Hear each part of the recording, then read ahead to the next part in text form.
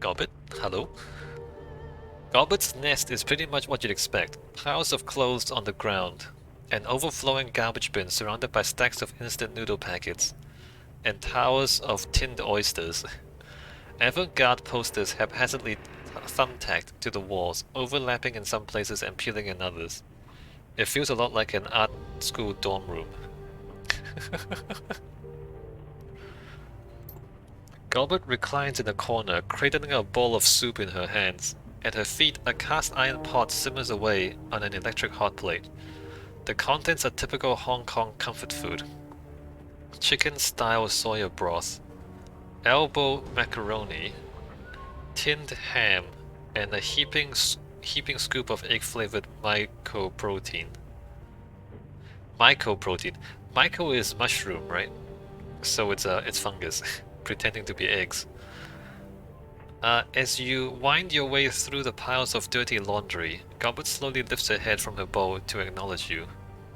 Hey, chicken soup, chicken macaroni ham soup. Hey, Seattle. She chews on the words along with a mouthful of cheap pasta. A corner of her mouth curls up in a half smile. How's tricks? They'd be a lot better if you stop calling me Seattle. Can't you come up with something better than that? Nah, she can call me whatever she wants. My entire life just got erased and the cops want me dead. I'm doing great. You? Things have been better. Things have been worse. I mean, that's true. Things have been worse. I've been in prison. Things have been better, things have been worse. That's the attitude. Very stoic, very strong. It's downright inspiring. It's the truth! Have you been in a prison before? She skims an oily slab of faux ham off the top of her soup and pops it into her mouth. Now, you want to tell me what you're doing in my bedroom? I'm assuming you're not here to admire the view. Alright, I'm just gonna ask her questions. How do you decide on the name Gobbet anyway? I didn't. She pops a noodle into her mouth and chews. My mom did. So... It's a nice name. Your mom has good taste.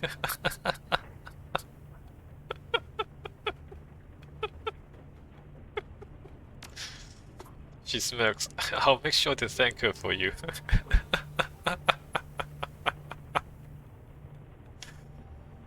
Ah, Gobbet. Have you had any nightmares recently, like bad ones? Her jaw stops working mid-chew. Slowly she nods. Yeah. Yeah, I have. We all have. Everyone in town. Huh. Yeah, you wanna... Me too. And Isabel. We both just had the same nightmare. Everyone, huh? Doesn't that strike you as odd? Shouldn't there be mass panic then? I mean, this ranks pretty high up on the list of things to get freaked out about. Should there not be mass panic? She chuckles softly. Yeah? I think that your list is different from mine. The people of Hioi have learned to put up with a lot worse than bad dreams. I'm not saying they shouldn't be freaked out, I'm just saying that when you live in a place like this, you usually have at least 20 other things to worry about. Tangible things. The kind that can put a bullet in your head.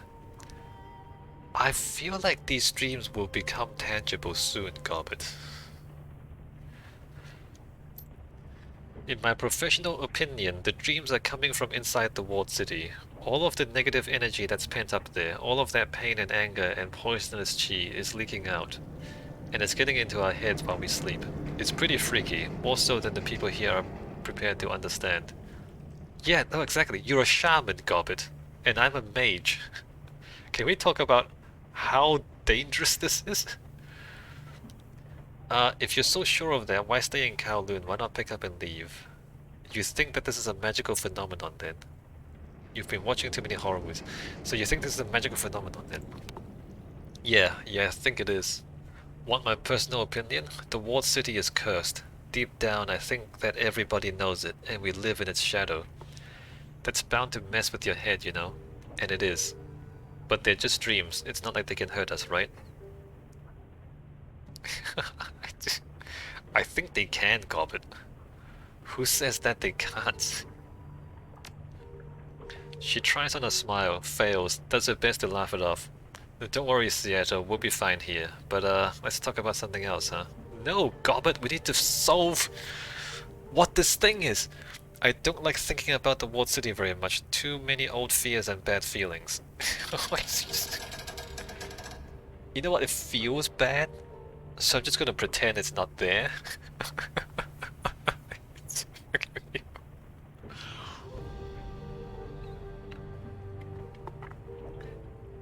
It feels bad, so you're gonna pretend it's not there.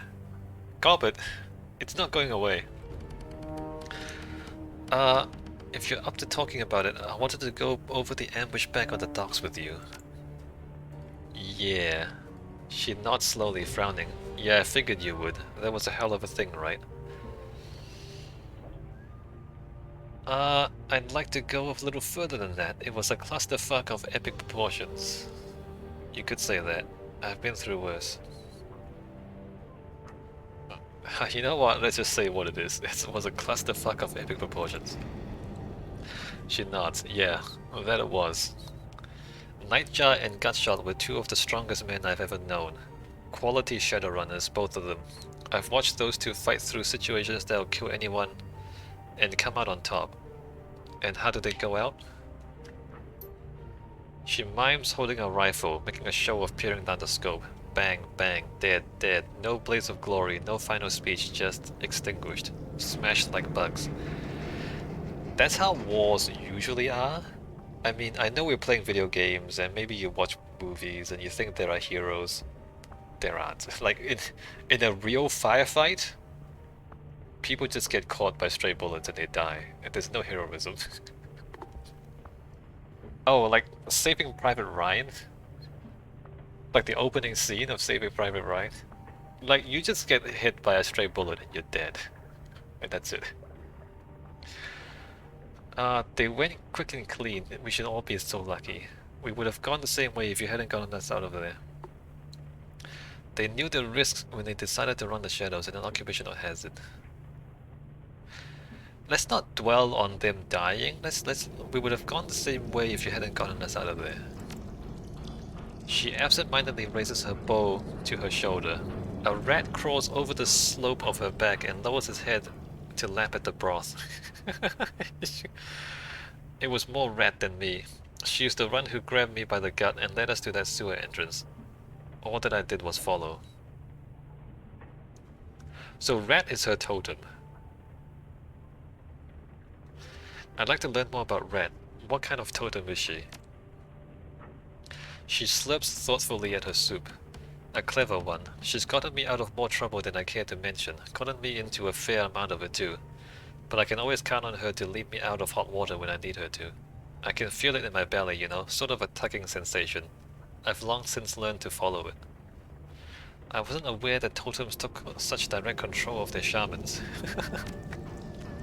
Usually they don't. Me and Rat, we have a sort of a special bond. She takes care of me, and I've always done my best to take care of her. Another pair of beady eyes blinks up at you from Gobbet's hip. A second rat scurries up her shoulder to join the first. And to pamper her earthly children like these two. Meet madness and folly.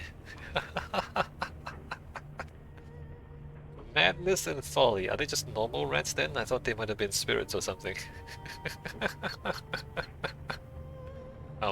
Hey. Interesting choice of names.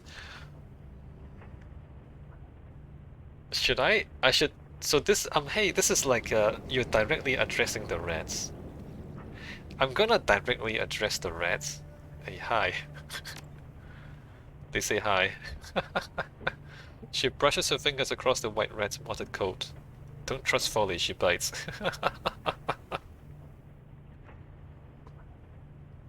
How do you come across malice and folly? She raises an eyebrow. I looked outside. I mean, they're rats. Hong Kong isn't experiencing a rodent shortage or anything. So you just pick them up off the street? Yep, think of them as rescue vermin. You could probably do the same if you wanted to. It's easy. Just walk into any alleyway in Kowloon after sundown and stick your hand in the first dumpster or storm drain that you come across. Keep fishing around until you touch fur.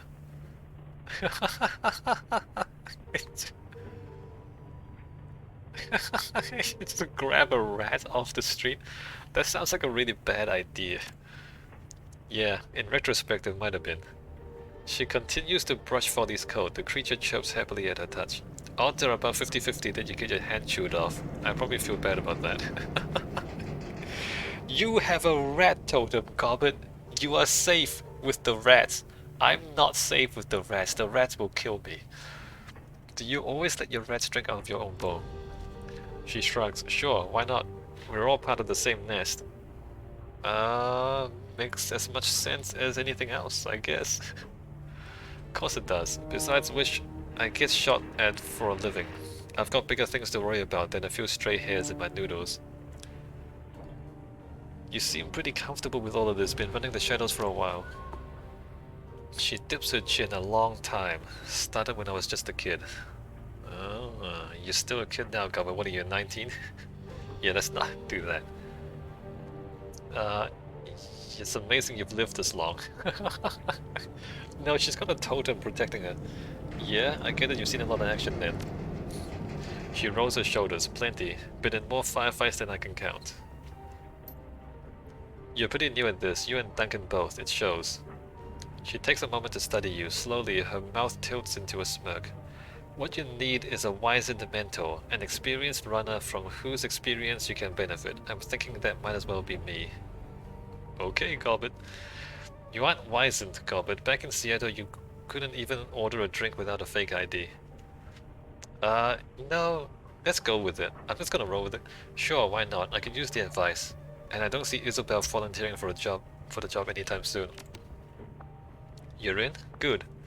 Starting the next time you visit, I'm gonna teach you all about being a Shadowrunner. She stifles a yawn. You're gonna benefit from my bountiful experience. Wait and see. Alright, I will be looking forward to it. Gobbet stretches, stifles a yawn, her rats scurry from her shoulders down to her hips.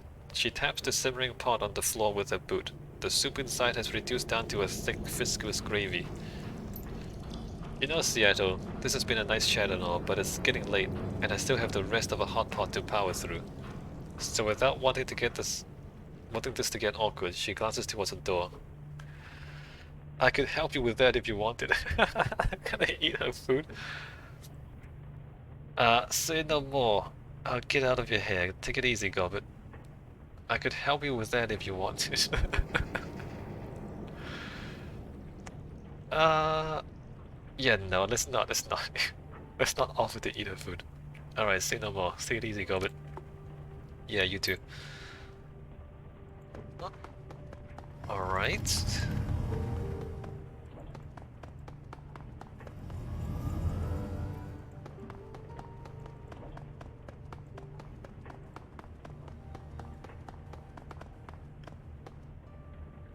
So, what's down here? Isn't there like a crazy Russian down here? Oh, there he is. And there's a door here. Should I be here? Who are you? It's oppressively hot down here. And the air is full of synthetic odors that grab you by the sinuses and refuse to let go. You can smell engine grease and melting plastic. Ionized air and lead soda. A quick scan of the room tells you why. The downstairs tenant has converted this place into a machine shop. Metal fabrication tools and Duraplast extruders line the walls. And a pair of heavy industrial manipulators hang from the ceiling. Oh, cool. A machine shop. A man in a black trench coat stands with his back to you, staring at a monitor mounted above a sturdy workbench. He addresses you without turning. Ah, I was wondering when I'd meet the new neighbor. His voice is pleasant, cultured. There's a hint of a Russian accent there, but it's buried under layers of nuance. Please, stay where you are. I'll be with you in just a moment. And unless you fancy an unplanned trip to Chrome Alley, don't touch anything. There are all manners of tools in here that would take your hands clean off. Take your time. I won't touch anything. You're very kind, thank you. Try to see what's on the screen. Examine the robotic arms mounted to the ceiling. You focus on the enormous manipulator arms that you saw earlier. They are bulky industrial things, dented from years of heavy use. Each arm has been fitted with at least a dozen different welders, soldering guns, extruders, and metal fabrication tools. You've seen machinery like this in factories before, but they look terribly out of place in the boathole's cramped engine room. What's he building down here? Very good, yes. That's coming along nicely, very nicely indeed.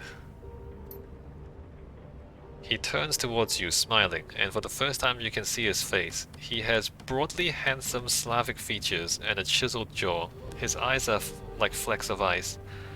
Sorry to have kept you waiting, Mr. CKC. It's no problem, don't worry about it. You're too kind. Now tell me, what can I do for... His voice trails off as a flash of motion catches his eye. With alarming speed, a sinister-looking drone scuttles out from under the work table. Its movements are surprisingly agile and fluid. The machine rears back menacingly, spreading its forelegs in a clear sign of aggression. The man's smile tilts, and his tone goes apologetic. Please, don't mind the drone. He can be territorial. But so long as you remain civil, he will not bite. Do you control your drones? Why is this drone acting on its own? He extends a hand. Simultaneously, the drone relaxes into a neutral position, lowering its killing legs. Racter. My mechanical counterpart is called Koshi. Kosche. Kosche?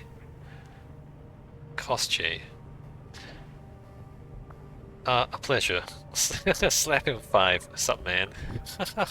Shake his hand. A pleasure. His hand is rough and abnormally warm to the touch. He shakes your hand with a solid grip. I'm very pleased to meet you, my friend. In a community such as here, it's important to be on good terms with one's neighbors. That it is. Agreed. Speaking of which, I'd like to ask you some questions if you have the time. In a community such as here, it's important to be on good terms with one's neighbors. Yes. He glances at the bracer on his forearm. A technical display winks to life, then glances out. Very well. This morning's casting should still be cooling for a few minutes yet. That's time enough to talk. When you said this morning's casting, what do you mean? Exactly what I said. A casting that I made of a new locomotive assembly for Kosche. He gestures at the display above the work table, a biomimetic design as you can see. This one's inspired by the walking legs of a decapod crustacean. The mangrove crab to be specific. That's fascinating. And will this leg assembly make your drone more effective? That remains to be seen, but there is more to life than combat effectiveness, is there not? By fabricating new components for Kosche, I unlock options, different ways of being. Even the failures, and there have been many, have value in this context. Wouldn't it be simpler to design the parts here and outsource the fabrication? How did you learn to do all of this? More training and experience than I care to mention. He offers you a wry smile. Drone architecture was once my profession, you see. Now it's more of a calling, one that I'm free to pursue. Now that I've freed myself from the shackles of corporate servitude. Alright, so he's a drone, he's a designer, he's a drone architecture. Right, he's a drone architect, alright. Kosche is an interesting name for a drone.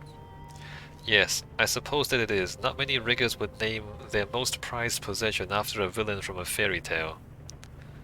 A nod to my heritage, I suppose. Kosche... I'm trying to remember, like, it's vaguely familiar, but I don't know. Yes, I know the story you're talking about. I mean, I don't. His smile widens. Oh, how marvelous. I hadn't thought to meet anyone versed in the Russian classics here in Hioi. I've studied. Oh, Kosche the Deathless. If memory serves, Kosche the Deathless was an immortal villain and a kidnapper of women. He nods. Indeed, he was those things. But it was not Kosce's misdeeds that drew me to the name. I supposed that it was the notion of immortality through cleverness that resonated with me. There was something to be learned from that, I was sure. And so, when it came time to name my beloved creation, his was the first name that came to mind. Oh, is he planning to put his own brain in the throne? And is your drone deathless like his namesake? In a manner of speaking, I suppose that he is. I have redundant copies of every piece of his architecture, and his core programming is stored on disk in a secret location. Should he ever suffer critical damage, I can easily bring him back. I had a plan once to automate the self-repair process. I must confess it was really quite ingenious, but alas my research was lost. One day I will reclaim it, and Koschi will become as deathless as the stories claim, but it will not be today. A self-repairing drones? You've got some interesting machinery in here, not the kind that you typically see outside of corporate settings. He smiles. The same could be said of many in here, I'm sure. This is a smuggler's den, is it not? Our entire economy is based on people having things that they shouldn't. Is there a particular device that interests you out of curiosity? The robotic arms that you've got over there, they look like something taken from an automotive assembly plant. His smile flashes brilliantly in the light. Good guess, that's precisely what they are. They fell off a boat, you might say. They weren't cheap, but I acquired them and I had them mounted to the walls of my shop. I simply had to have them. The return on investment has been dramatic. Yes, they are cruder by far than the Waldo devices that I used in my professional life, but they still do the job and they're mine. He gazes lovingly at the industrial arms, still smiling. They have increased my fabrication capabilities nearly tenfold, and that to me is worth any price.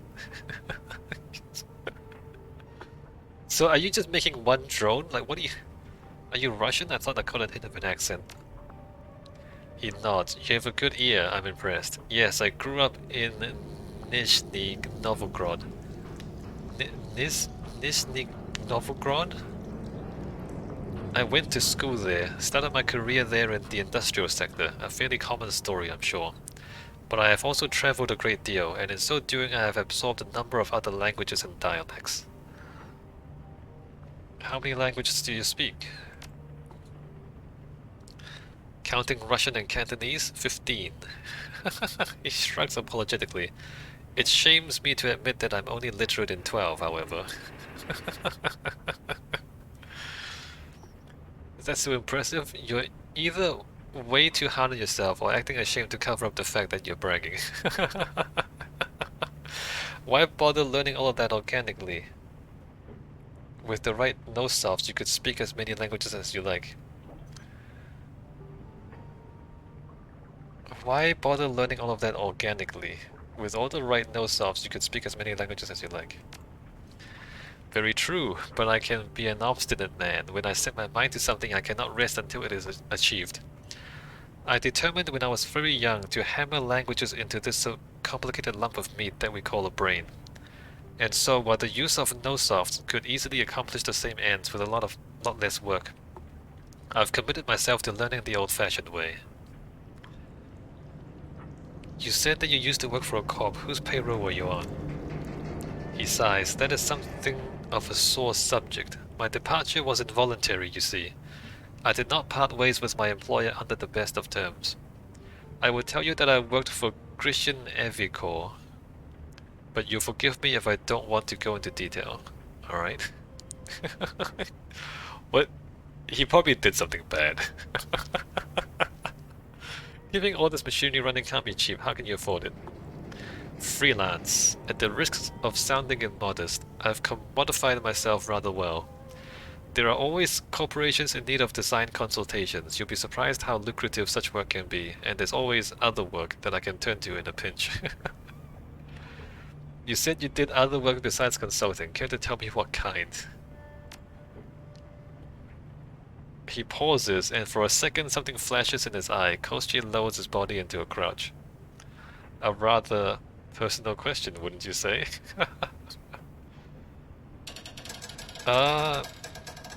Sorry, I didn't mean to pry. Should I? No, we don't really need to know this. I didn't mean to pry. No, it's alright. After all, it was my throwaway comment that led you down this path. I cannot fault you for following it. Truth be told, I don't feel especially comfortable discussing my side work with relative strangers. Suffice it to say that my freelance activities often fall on the illicit end of the spectrum. Same, Racter. My freelance activities also often fall on the illicit side of the spectrum. uh, tell you what, I'm just gonna guess. You're a Shadowrunner, aren't you?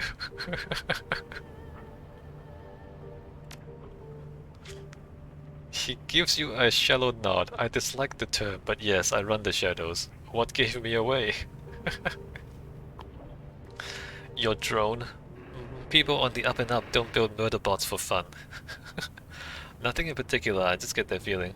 Design consultations live in apartments in Victoria Harbour. You're living in a rusted out boat in Hyo. There's gotta be a reason for that. Your drone. People on the up and up don't build murder bots for fun. He shakes his head slightly, a sad look on his face. Such a reductive assessment. I assure you, you're selling my little counterpart quite short. Koschei is combat capable, very much so, but that is far from his only purpose. I mean, okay, he's murder and other things bot, but he's still a murder bot.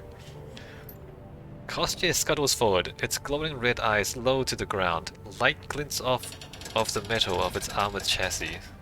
Racter runs a hand over the drone's killing legs, caressing the sculpted metal with his fingertips. It's got killing legs! It kills people with its legs!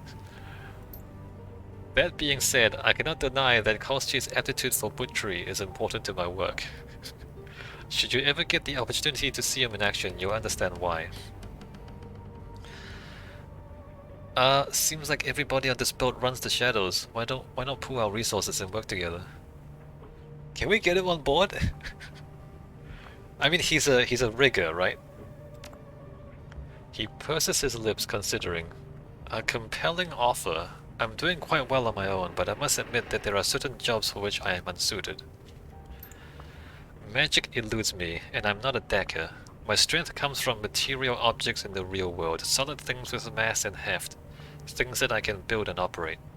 Sadly, a great many clients are only interested in teams that display a mastery over the intangible. This group of yours, do you have people who can cover those bases? If so, then perhaps we can help each other out. Yes, we have a shaman and a dagger, both competent at the jobs. Yep, we also got a former security expert. Guess that's the best way to describe Duncan. Yes, we have a shaman and a dagger, both competent at their jobs. In that case, I'll accept your offer on a provisional basis. We'll do a few runs together and see how well we get on. If our association bears fruit, it will continue. If not, I will bid you my farewell and go back to working alone. How does that sound? Welcome aboard! Very good, excellent. When you receive a job, you know where to find me. My skills and resources are at your disposal.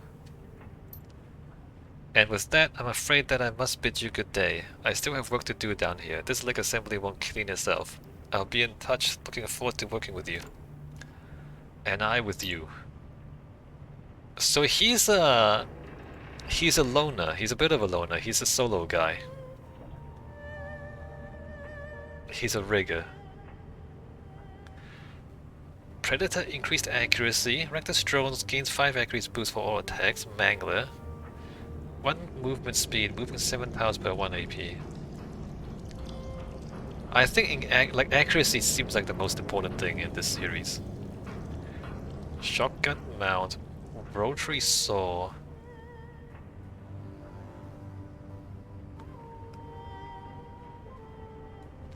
So he can have guns or melee. I feel like guns is just better. Let me just go ahead and confirm guns.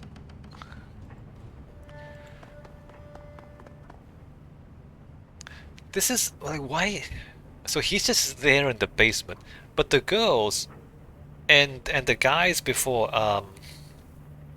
the guys who died, like the previous team, lived upstairs, but they had no contact with this guy. They just completely left him alone.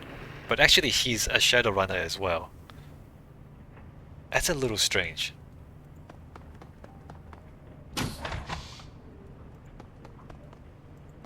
Alright, there's nothing back here.